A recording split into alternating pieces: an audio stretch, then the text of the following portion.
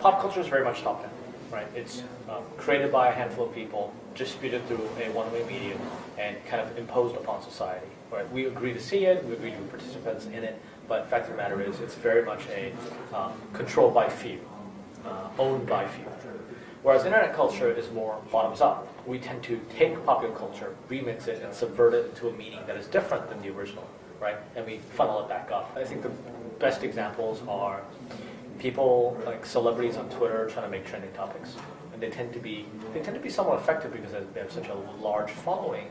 Yet it doesn't become a part of the internet consciousness, right? The fact that Ben Folds went on stage and played the chat roulette piano game, basically, became a part of internet culture because he was responding to something that existed before. It used to be kind of one way, where internet culture would kind of have a friction point with pop culture. So they would see something that happens in pop culture, and then they would twist it out of context and then make it their own.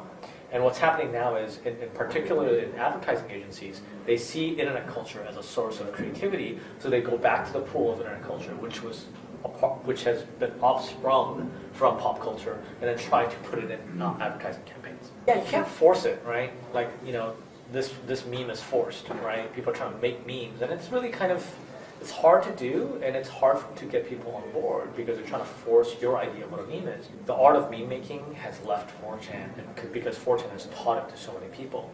So it happens on blogging platforms like WordPress and Tumblr. It happens on social networks like Facebook and even MySpace. You know, and people just kind of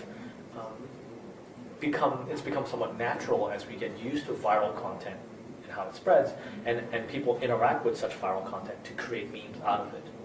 Communities where there's a high level of interaction and remixing, the memes tend to have a longer life. Whether it becomes bigger is another story, but we extend the life of a meme by lowering the barrier to people interacting with it. Because we are used to a world where pop culture is top-down driven and somebody has ownership, people sometimes try to put the same framework on internet culture. Oh, I want to own that, like that is mine.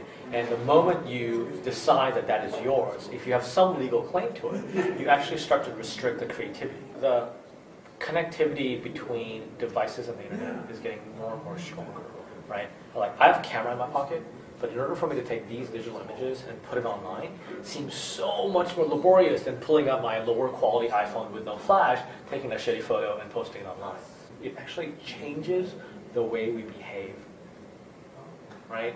Normally something I wouldn't have taken a photo of now goes online, and that allows somebody else to remix it because we're creating content as we go along.